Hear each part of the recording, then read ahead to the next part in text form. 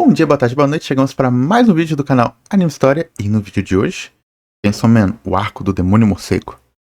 E no vídeo de hoje aqui, faz parte do nosso entre arcos aqui, que é um setorzinho pra gente ir lendo arcos de mangás. E discutindo sobre isso. E já vou, como eu já passamos do arco introdutório, já entenderam o que é Chainsaw Man, eu vou já trazer aqui o principal ponto de discussão deste arco aqui, que vai ser burocracia. O que é isso, que a gente entende sobre isso? Vou trabalhar aqui só superficialmente, tá? Acho que vale mais a pena se aprofundar em vídeos ensaio, vídeos maiores, como eu fiz o de Hadashi no Gen tal, e o outro de Demon Slayer. Eu acho que vale mais a pena trazer mais incisivo e mais ao fundo nesse tipo de vídeo. Então aqui vou só falar por cima o que Hegel achava de burocracia, depois o que o Weber vai idealizar, e depois a crítica do Marx a esses dois autores, principalmente ao Hegel. O Weber é mais de tabela, e como isso se aplica ao Japão, né? Trazendo também parte da crítica minha sobre isso, obviamente. Bom, sem mais delongas. E antes disso, antes de tudo, eu preciso fazer um super adendo aqui, porque agora a gente vai entrar num território obscuro, que vai ser sobre fetiches absurdos e realizações sexuais que o Denji vai ter aqui durante a história. E antes de começar isso tudo, vou ler uma citaçãozinha aqui. Eu vou colocar na edição aqui, escritinho. Vamos lá. Os críticos frequentemente aplicam incorretamente o conceito de conteúdo, tratando a arte como meras declarações a serem avaliadas por suas implicações morais. Isso é limitante. A arte transcende a interpretação literal, criando encontros experiencialmente que podem evocar emoções sem defender posições morais específicas. Uma verdadeira experiência estética envolve a consciência do espectador em vez de conformar a um julgamento ético. Essa aqui é da Susan Sontag, né, que é contra a interpretação. O que ela quer dizer aqui, antes de tudo? A arte não é necessariamente moral. A gente não pode se atrelar à arte à moralidade. Se a sua moralidade está sendo atacada perante a arte, você está sendo literalmente mesquinho e conservador, entre outras palavras, né? Mas assim, qual que é o grande sentido aqui? A gente tem que sentir aquilo e começar a entender a interpretação que a gente vai ter sobre ela em todos os aspectos. E tentar entender os contextos que tá ali. E não é questão de chegar julgando, atacando 1 bilhão de pedras. Chegar a ter um julgamento de valores, a gente perde toda noção crítica daquela história. E é sempre partindo de valores que a gente foi ensinado. No nosso caso aqui, valor cristão. Então assim, a arte tá pra gente ir além disso. Sem mais delongas, bora pra leitura do mangá. Beleza, começamos aqui. Deixa eu ver se eu botar aqui pra trocar aqui, senão não troca. Vamos ser um pouco mais rápido, que já delonguei. E por que eu já falei isso tudo sobre a questão de moralidade? Porque a gente já tem aqui este quadrinho aqui do Denji falando: consigo perdoar um certo nível de loucura por ela ser linda, mas o problema é que é o que fazer pra pegar nesses peitos. Então vamos lá, né? Já começa aqui.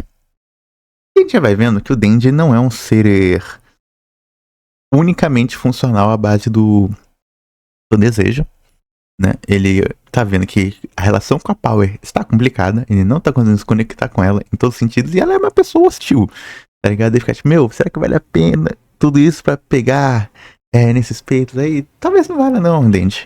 E esse é o grande ponto do personagem dele, inclusive. Aqui a gente já vai vendo algumas questões da burocracia, né? A máquina explicando pra eles, tá falando como funciona o mundo.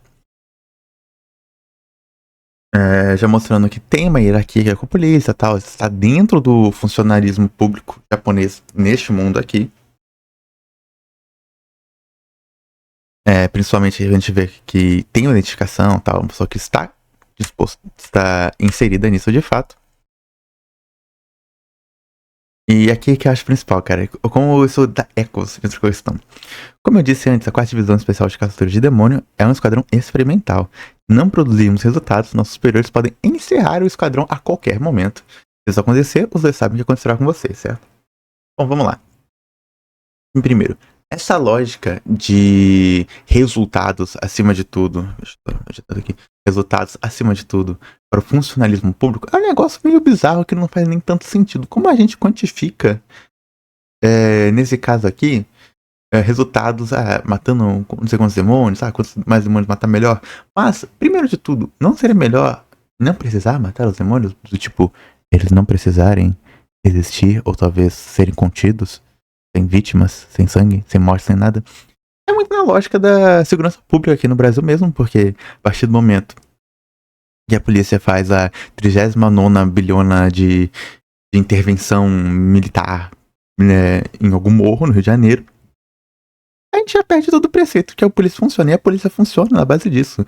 Funciona na base de quem prendeu mais, de quem aprendeu mais, quem matou mais. Isso não resolve nada. O intuito deveria ser impedir que isso fosse necessário, gerando distorções absurdas, como no caso dos falsos positivos na Colômbia, um caso muito sabido, que era que durante todas as políticas de guerra às drogas que os Estados Unidos imprimiu na Colômbia, eles matavam pessoas aleatórias na rua, civis à paisana, para inflar os números de combate às drogas.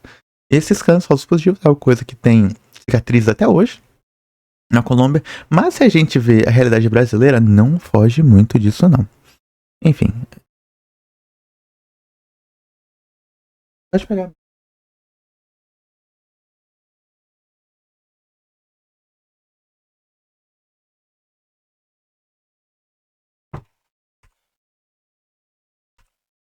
Enfim, teve um imprevisto aqui, vamos voltando.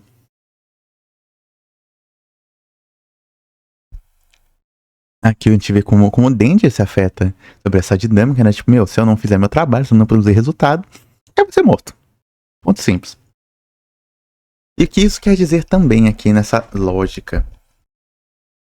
Quando a gente começa a pensar sobre resultados e como isso pode ser implicado ou não, ou explicitado, a gente vai vendo que a pessoa ela se afeta, né? Por que será? Será que a pessoa que está combatendo o crime, ou o demônio aqui no caso, ela está bem de saúde, pensando que, se eu não fizer nada, as pessoas vão morrer e eu basicamente preciso de números.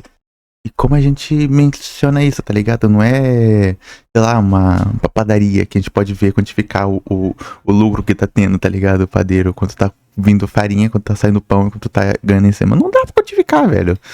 Enfim, seguindo. Outro ponto aqui que eu achei interessantíssimo aqui já é o quanto a Makima já vai demonstrando uma pessoa ali na ordem de cargo deles, uma pessoa muito superior de fato, e mostra isso, como a gente já vê nos próximos quadrinhos aqui. Mas aqui a gente teve um caso da Power matando um demônio por instinto, basicamente. A gente vê como uma burocracia que funciona, e funciona a favor do setor privado.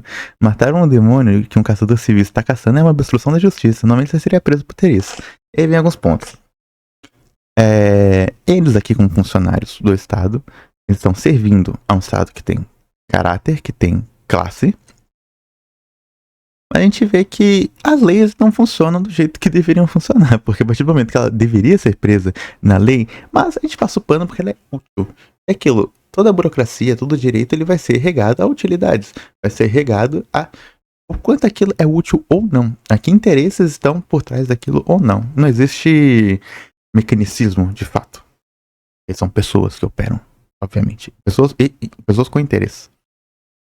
Enfim, aí o Denji se lasca numa, vai tomando um esporro porque o colega de trabalho dele fez merda, né? Quem nunca passou por isso aí.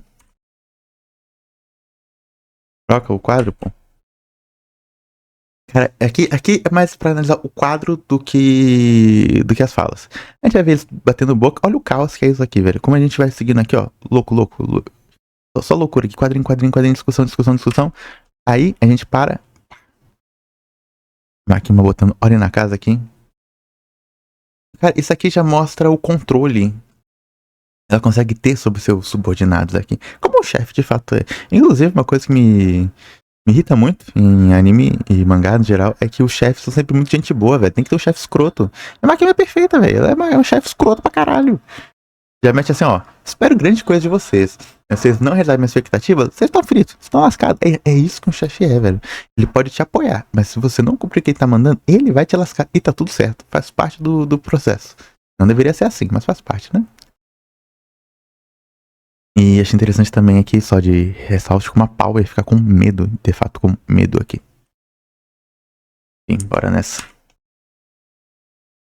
E aqui vem, é uma questão que acho que a gente pode ir discutindo durante a obra.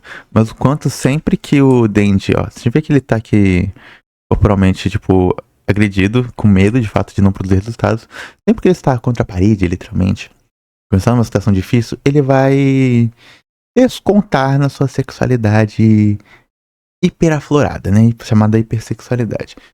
E ele sabe que isso tá errado, porque esse provavelmente é uma péssima hora pra pensar em tocar nos peitos. Ai meu Deus, cara, dá muita vergonha ele falar isso. Mas de fato, velho. E a gente contrasta aqui também, ele falando que poderia tomar um suco de lata, aquele suco ruim, ruim da pílula que vendia em escola. Só da ideia dele voltar pra aquela vida miserável de nem ter esse suco, já é um afago, já é um dor nele. Ele não consegue sentir um afago em nada, tipo, nem com companheiros, nem conexão, nem nada. Ele tá sozinho. E tem só o trabalho dele pra que mantenha uma mínima vida decente pra ele sobre isso. E fala muito sobre saúde mental e o mercado de trabalho, né, no geral. No caso aqui do Japão, mas a gente pode ver isso, pessoas sozinhas que têm que viver por tudo, conseguem ter uma ascensãozinha financeira mínima, mas a partir do momento que eles perdem aquele emprego, eles não vão ter mais essa ascensão. Então aquele emprego vira tudo pra elas. E isso que faz o personagem do Denji ser tão... contra a vontade das pessoas, muito relatável, né?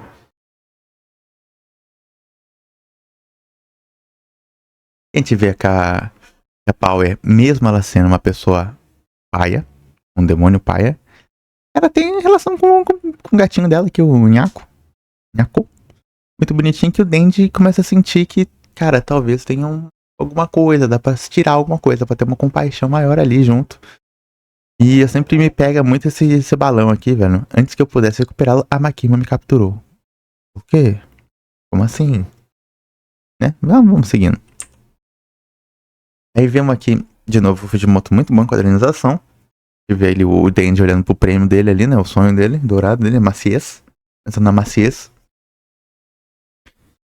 E o Denji, ele vê isso, só que ele entende que, meu, não posso ter isso de qualquer jeito, né? E ele tenta criar conexão ali com a Power. Tipo, eu entendo, o teu gatinho, eu tive potita ali e tal. Então, assim, eu entendo. Mas aí ele, quando ele fala que é por isso que ele tá vivendo bem aqui. Isso aqui tem dois sentidos, né? Tem um figurado. Do tipo, meu, tipo, o bichinho foi, mas, pô, eu ainda lembro dele. A memória dele, o coração ainda tá comigo. Tipo, ele tá dentro de mim ainda, ele fez parte de mim. Mas também tem um sentido físico, literal, que aí talvez Pochita de fato esteja lá dentro. E a Power não entende essa nuance. Ele tá falando, meu, quer dizer que ele tá morto só, né? Ele não tá vivendo, ele tá morto só.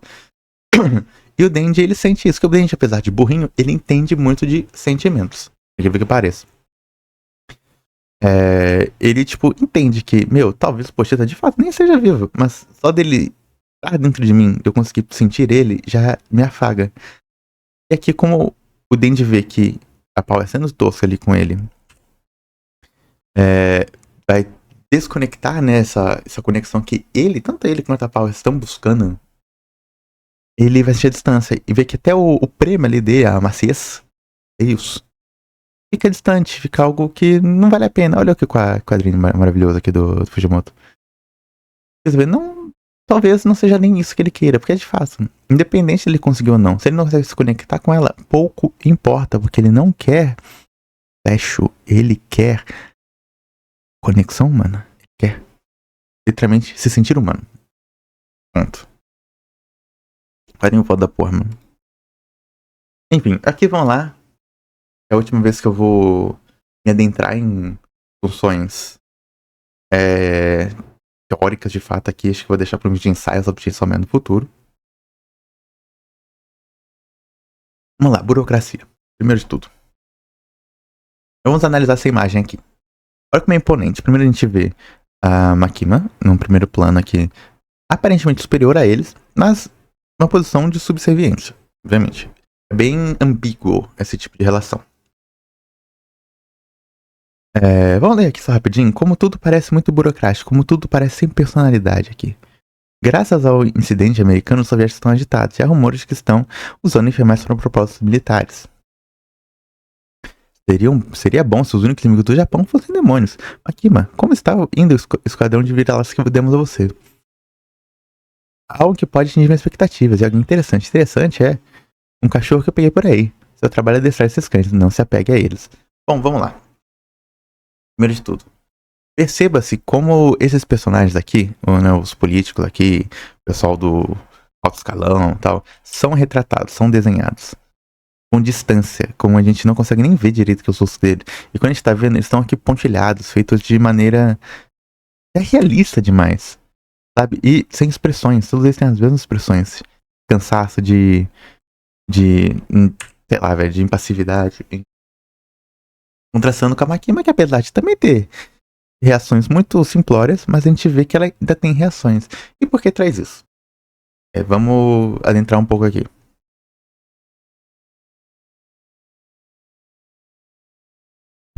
Eu vou principalmente aqui falar sobre a visão do Hegel de burocracia, depois a crítica que o Marx vai fazer, o Weber acho que vai deixar um pouco de lado, acho que vai olhar para outro canto, e usando também muito do trabalho do Eugene Kamenka, que é um filósofo australiano, russo-australiano, né?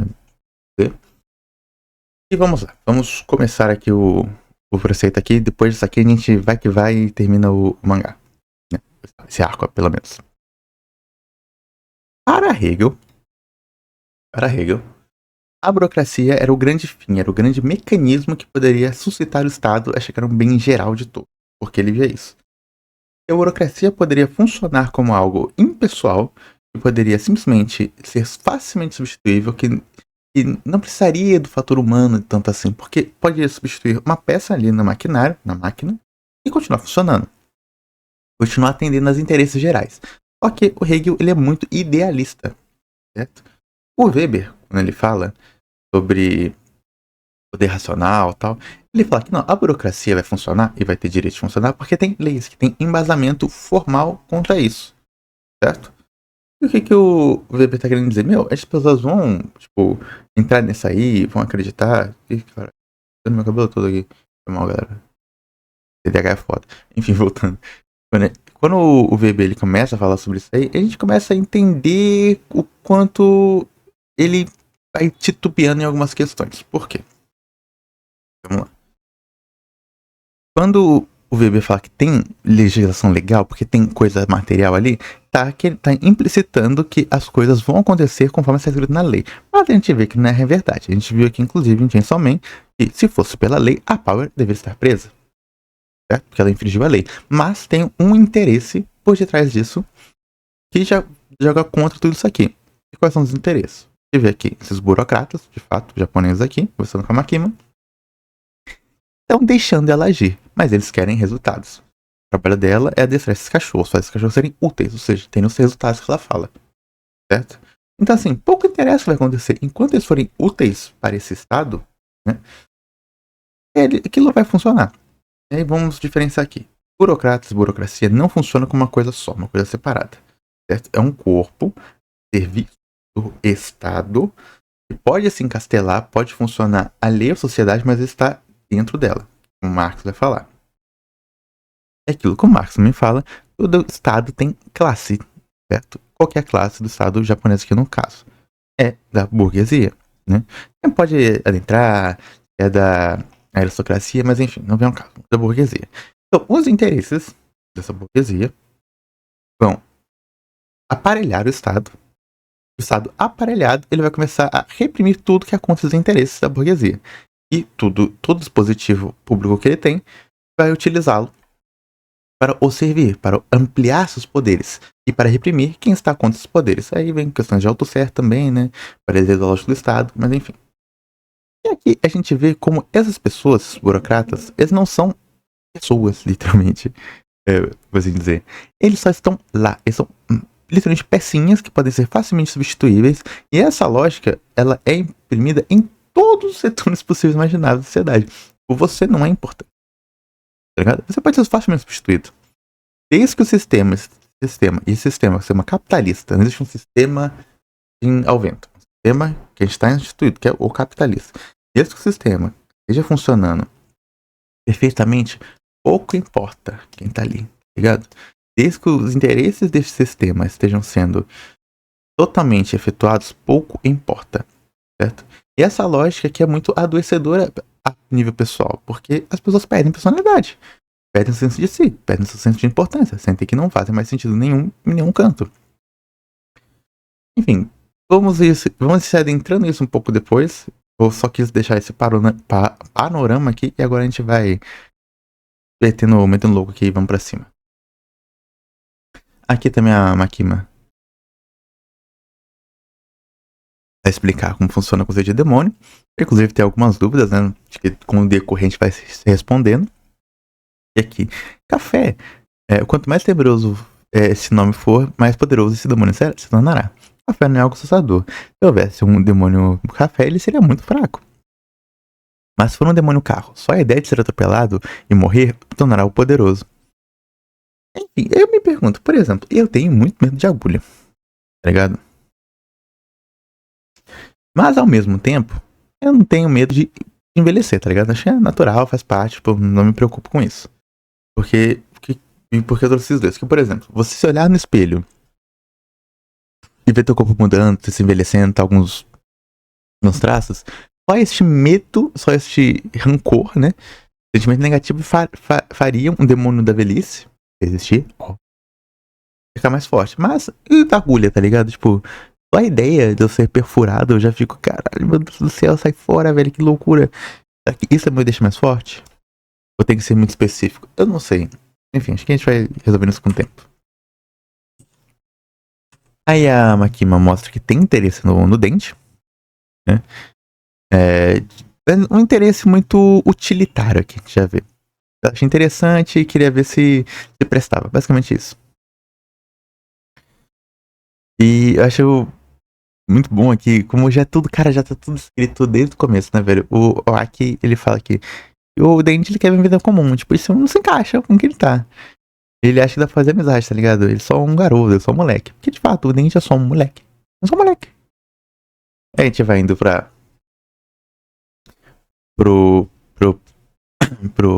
caraca, pro Dendy pra Power. Indo lá resgatar o gatinho, né, que foi capturado pelo demônio morcego. A gente vê que o Dendy também não é tão bobo assim, né? A Power não é tão bobinha também. Os Power arquiteta esse plano aí pra lascar o Dente. Ao mesmo passo, quando o Dente percebe que tava em perigo, que não dá pra confiar, ele reage, mas não há tempo. Quadro maravilhoso aqui do morcegão aqui. Inclusive, acho curioso, né? O demônio morcego que está, entre aspas, controlando o demônio do sangue, que é Power, né? Não sei o que quer dizer, velho. Isso aí eu não pesquei. Precisa de sangue. Aqui trouxe o humano. Aí, velho, perceba como tudo que eu falei vai fazer sentido agora. Negócio de compaixão, de conexão. O morcego vai lá, meteu pra dentro o gatinho. A Power aqui, totalmente focada, extasiada. E aqui, pra além do sentido de morte de fato, a gente pensa assim, que meu, a Paula é uma pessoa que afastava todo mundo, é uma pessoa difícil de conviver. Mas ela percebe que ter alguém perto, uma mínima conexão, nem que seja com um bichinho, muda completamente o mundo dela, tá ligado? Ela passa a gostar. É um sentimento estranho, mas não é ruim. É pelas reações dela mesmo. E quando ela perde, vê que isso não vai voltar, talvez, ela se quebra por completo. E ela começa a conectar com o Dendy. Quando o Dendy fala do Pochita, ela meio que cai a ficha, mano. Meu, aí tava certo, hein? Foi uma bosta. Perdeu um ente querido, velho. E entenda agora, uma dor indescritível, né? Esse quadrinho aqui maravilhoso. É que neste momento que sela, pra mim, a grande união dos dois, como uma duplinha dinâmica. Tipo, meu, a gente se entendeu. Tudo bem que pela dor, né? Porque o Fujimoto, ele adora ver as pessoas sofrerem, né? Ele é meio... Não sei o que ele é, velho. Ele é doido. Então, assim, pela dor mesmo, pela compaixão que um sente pelo outro, a partir desse sensação mesmo, eles começam a se ver como mais iguais aqui. Mas, né, essa medida aqui já tá todo lascado, então a gente vai ter lutinha, porque é isso que vende. A gente vê até o Dente aqui lidando, né, que eu tava falando. O Miss Potita tinha sumido. É muito bonitinha essa arinha aqui, pá. Meu, esse aqui fica mais bacana. Qualquer canto lascado que tivesse com Pochita também tava bom, velho. Que era um amigo que ele tinha. Aí ele se compadecendo aqui com a Power e tal. E aí que tá o ponto. Neste ponto aqui, para aqui nesse quadro foda pra ilustrar tudo. Vocês acham mesmo que o Dendy, ele está fazendo isso aqui, tudo isso aqui, porque ele simplesmente quer pegar nos peitinhos da Power? Ou porque ele se compadeceu com ela, vê uma possibilidade de uma conexão humana de fato, e quer salvar isso aqui. Salvar essa possível conexão. Pra mim a resposta é muito óbvia, tá ligado? Mas se quiserem ver de outro jeito.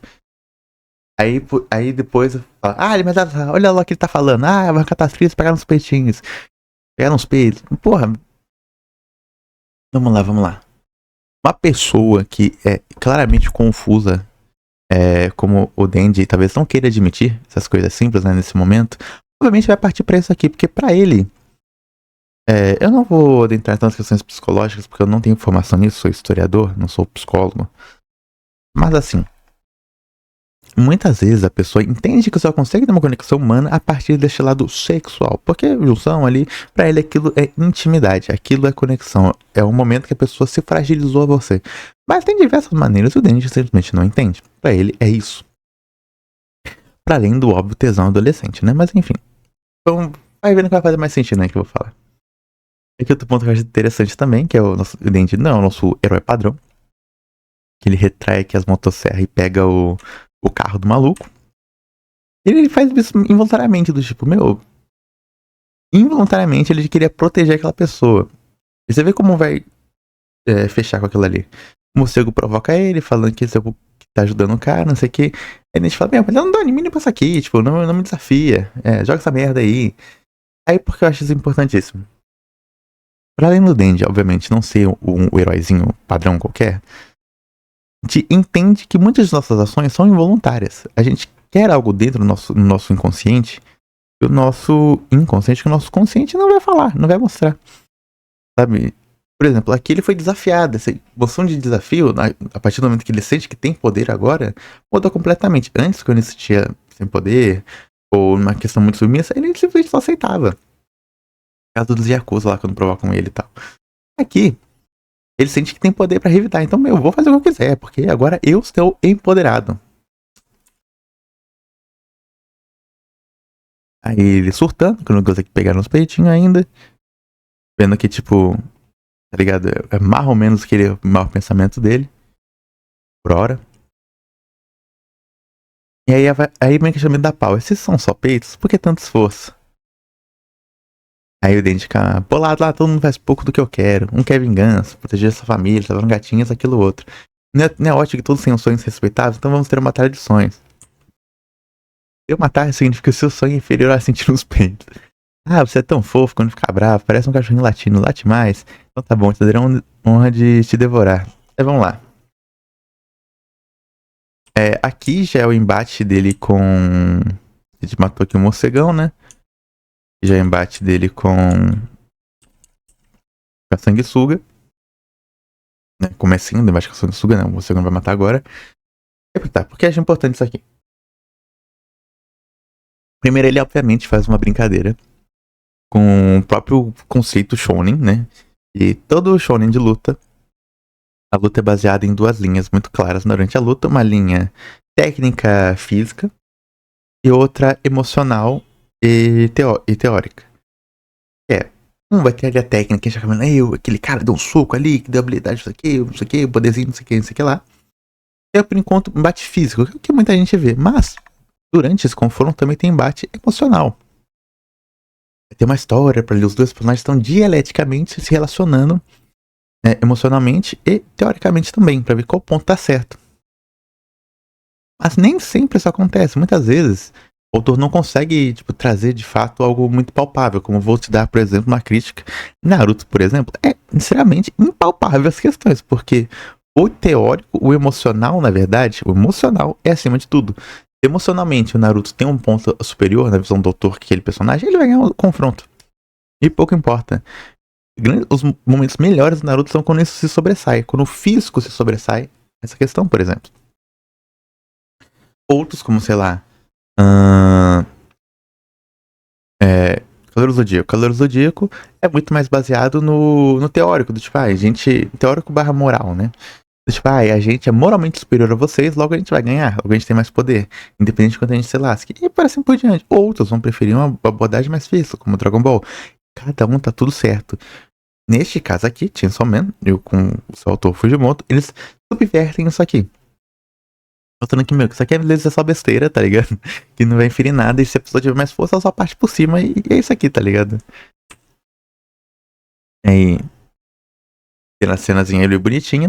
E outra coisa que eu queria mostrar é o quanto o sonho do Denji 2. A gente não pode quantificar o tamanho dos sonhos. Tipo, cada um vai ter seu sonho, vai ter seu objetivo. E dois, que eu acho principal.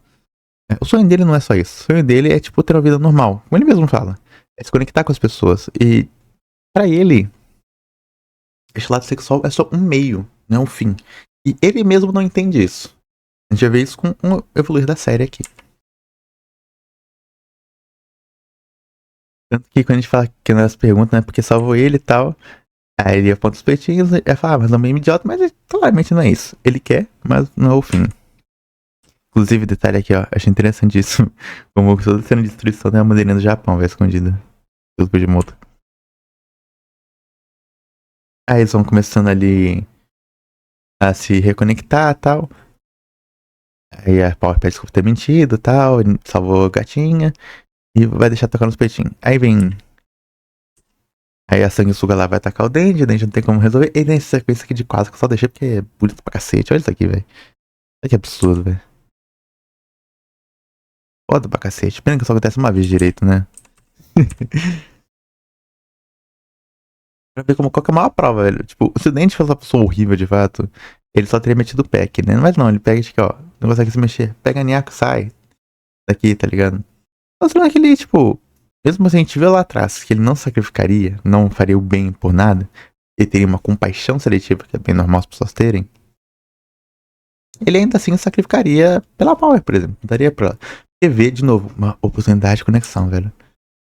Enfim, demônio derrotado. E começa a ver o Aki aqui tentando de novo restabelecer os registros de autoridade. E também explica um pouco mais do mundo, que ele fala do conceito de contrato com demônios, as pessoas fazem contratos com demônios, que é um termo espetacular, né? E assim, a gente vai um contrato aqui, que a gente pode ver no caso do Aki, vai comendo um pedaço do braço dele, que em cada contrato que a gente faz na vida aqui no mercado de trabalho, a gente vai perdendo por nossa vida. E é sobre isso, né, velho? Inclusive, novo desenho muito foda, velho.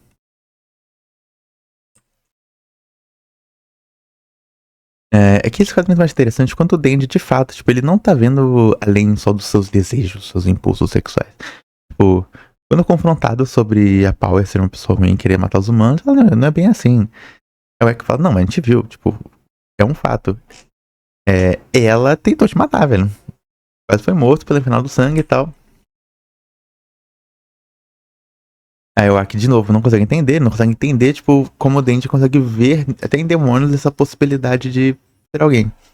É da reflexão que, do bem voluntário que ele fez, né, salvando as pessoas aqui, piriri, piriri. Mas ao mesmo tempo ele tacando o Lasky pro tiozinho lá do carro. E aqui ele fala que como eu falei, se você investigar mais a fundo e reportasse tudo isso em final do sangue, você que protegeu ela seriam ambos expulsos. Mas dessa vez não houve nenhuma vítima, então estou disposto a deixar passar sob uma condição. Faço o que eu mandar. Aí vamos lá. Olha só como é interessantíssimo isso aí.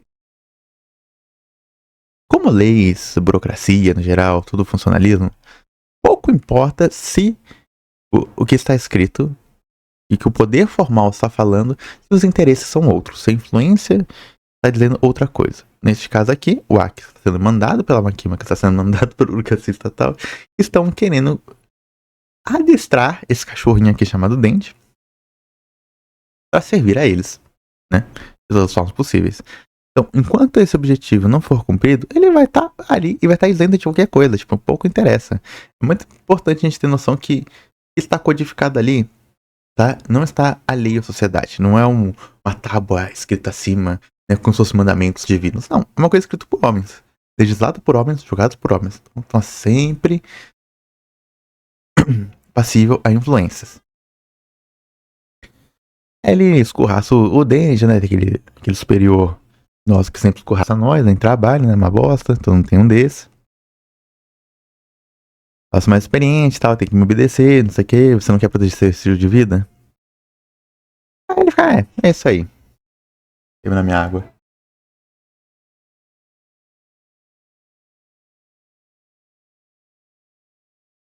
Vou dar uma rapidez aqui, velho, que acho que tá ficando grande demais o vídeo, velho. Puta que pariu, vai estar com 35 todos os minutos. Aí, vamos lá. Aí ele tenta...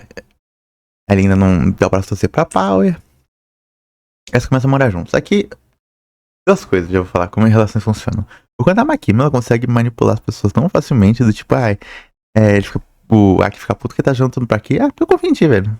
Não tem outro que pode fazer isso. Quando ela consegue, velho, tipo, dar um docinho na boca das pessoas, ela fica, tipo, apaixonadíssimo e simplesmente começa a obedecer. Ela é mastermind no controle. Outra coisa aqui, velho, a consciência de classe do Denji aqui, velho. Se a forma de educação que os fazendeiros cultivaram ele só. E mostrando que ele tem consciência de classe. Ele só não sabe ainda. Meu. Vamos dar uns quadrinhos aqui. O nojo que ele sente aqui, que ele não gosta da Power fazendo isso. Ele sente nojo aqui dela fedendo, tá ligado? Tipo, você fede. Você não dá descarga, você é porca, você não tá fedendo. Aí ele fica puto que os humanos estão sensíveis. Mas como tudo isso aí vai mudar a partir do momento que ela fala, promessa é dívida, vou deixar sentir meus peitinhos, pode pegar. Aí o Denji já fica, meu Deus do céu, é este momento. Aí, de novo, o enquadramento do Fujimoto sensacional. Quanto erotizante aqui. Essa cena aqui específica. A gente pode ver todo o desejo aqui na visão do Denji. E, apesar de tudo, quando é pra pegar um negócio, nosso moleque adolescente que nunca sentiu a maciez me fala, meu, é um anjo. Ai, ela fede. Ela faz nojeira. Ela é uma mentirosa, não sei o que. Pouco importa se ela está deixando eu tocar em suas maciezes. Aí consuma-se o ato. E aí vai o eterno quase gozo do Dente. Ele tá lá sentindo, tá tocando, mas ele tá achando tudo estranho. Robert manda tá gostosinho. Mas aí pá, cai bojo.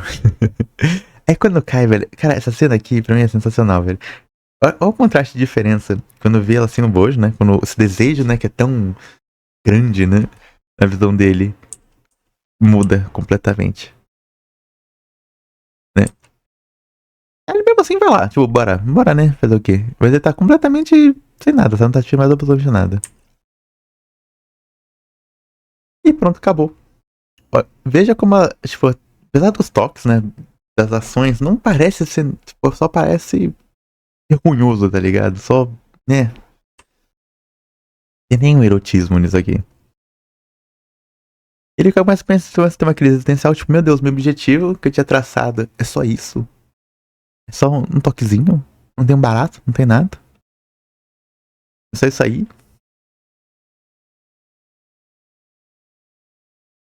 E outra coisa aqui. Olha como é interessante, velho. Como a história prossegue bem. Como esconde algumas coisas. A gente tá aqui pensando, né? Tipo, acabou de ter essa cena. Ou as pessoas estão xingando o Denji, ou estão xingando o autor, ou estão xingando não sei o quê. E a Power já manda aqui. Não tem mais necessidade de ser caçador de demônios. Nyaku foi salva, né? Mas não tem como fugir da Makima, então vai trabalhar. Então vou te ajudar com o teu trabalho. É isso aí. Além dela não conseguir fugir da Makima por algum motivo, ela ainda gosta minimamente do Denji e topou ajudar ele, especificamente. Tá vendo cenas do Denjizinho ali totalmente alheio a tudo, pensando, meu Deus, eu senti a maciez, mas não é nem tão bom assim. E como a gente. E durante esse monte de fragilidade do Denji, ele tem que lidar com os assuntos burocráticos do trabalho dele. Desculpa por escrito, por dando propriedade, né? Como a propriedade privada é sagrada, né? Então tem que pedir desculpa, né? O Ministério de Infraestrutura e Trânsito, carimba não sei o que. Tipo, vai tendo tudo. E olha como a Makima consegue manipular ele muito bem, velho. Toda essa papelada deve ser frustrante, parece que está sendo punido. Mesmo que tenha sido você quem matou o demônio morcego. Tem já algo lhe incomodando? Aí ele começa a falar, tal, que ele tocou nos peitinhos. E outra coisa que é importantíssima, quanto a Makima começa a introduzir no Denji mais de ideia errada, velho. E aqui, ó, isso aqui que ele fala, isso não é um dos sentimentos mais mestres que tem. Tipo, conseguiu alcançar um objetivo. E sentir que não é nem tudo isso, sabe? Tipo, tudo que você tava querendo, meu, esse aqui eu acho tão ressonante com tudo, tá ligado? Daí a gente tirando contexto, às vezes a gente tá lá, sei lá, sonhando com, sei lá, velho, ter um joguinho, conseguir uma promoção, ter um namoro, mas quando a gente chega lá, não é como a gente imaginou, velho. Esse tipo de introjeção do pensamento de algo nessa lógica de quase de jogo, né? Aquela questão de gamificação, que eu não gosto tanto desse conceito, mas enfim. E, a gente vai pegar esse objetivo e quando chegar lá, só Aí vão sempre querer mais, num círculo tão autodestrutivo que acaba tirando sua vontade de viver. Aí vamos lá, última cena. Oh boy. Percebe a diferença das mãos, só das mãos aqui, velho, até pelo suor do Denji. Em comparação com aquela cena dele tocando na Power. Ele manda olha a máquina mandando, velho. Denji, coisas sexuais como essa, se quiser saber o que eu acho, melhores quanto mais você entende seu parceiro. Como é difícil entender o coração do seu parceiro, primeiro você começa observando suas mãos, mais perto. É isso, não vai seguindo. Dá até vergonha de falar esse bagulho aí. Mas enfim, o que ela tá fazendo aqui nesses absurdos aqui? Inclusive, totalmente seduzindo o Denji completamente, ver a diferente reação dele.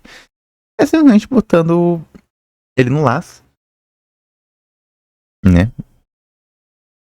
Deixa ele tocar a maciez, né? Mas aqui ele já sente, porque, é claro, obviamente, o contexto tal das coisas mudam. Até porque naquela lógica com a Power era meio uma questão de recompensa, saber algo que, tipo, eu tava buscando muito aquilo, tipo, eu não tinha, o tédio de. Cara, eu sempre me confundo nessa fase, velho. É o tédio de ter e a vontade de possuir. Enfim, isso aí. Mas que quando é algo que vem meio que do nada, que não merecendo, meio que acontece, muito mais barato no dente. Até porque ele gosta mais da máquina do que da Power. Mas ela fez tudo isso porque tem um favor a pedir. É que ele mate o demônio das armas de fogo. E finalizando, e com este painel absurdo, veio aqui na posição até de dominância da máquina do controle. E se você matar o demônio das armas de fogo, realiza um desejo seu, qualquer coisa que quiser. Aí vamos lá. Para terminar nossa leitura aqui, algumas coisas que eu vou deixar bem claro aqui. Acho que eu tomei tempo demais, tá? Acho que no próximo vou ser mais sucinto, mas acho que era importante trazer alguns aspectos teóricos aqui. É o quanto a gente não pode se apegar a essa moralidade. Tipo, essa não é absurda, tá ligado? Tem uma sexualidade, assim, cômica pra vergonhosa e tal, mas faz parte pra gente entender a psique desses personagens aqui, principalmente do Denji. Eu defendo muito a tese que ele é um personagem muito complexo, muito além do que a gente imagina e tal, e ele ser tão escrachado assim, tão moralmente péssimo, né? Peraí que até vou tirar aqui, ó. É melhor que a carinha da máquina, não tinha percebido que tinha ficado. Ele ser tão moralmente péssimo assim, velho, faz parte do choque também, porque é aquilo, como eu mostrei, como eu falei também da Sontag, parte da arte é você também ser um pouco chocante também. Ela também fala isso. Porque essa questão sensorial, experimental da arte, faz com que você tenha outro tipo de reação. E depois as interpretações vão ficando mais ricas. E essa questão da confusão da arte faz parte. Tá ligado? Enfim, é isso. Espero que tenham gostado aqui do nosso acompanhamento. Na próxima semana, ou próximo arco, que vai ser o Demônio na Eternidade. Caraca, esqueci de falar, mas os capítulos foram do 5 ao 12, aqui, no caso, né, que compensa o segundo volume. Enfim, espero que tenham gostado. Curte, segue, compartilha, mete o louco aqui. A partir da semana que vem a gente vai começar a ter mais vídeos, né, mais tempo, não vou prometer nada, mas talvez sim. Enfim, é isso, espero que tenham curtido. Um abraço a todos, falou!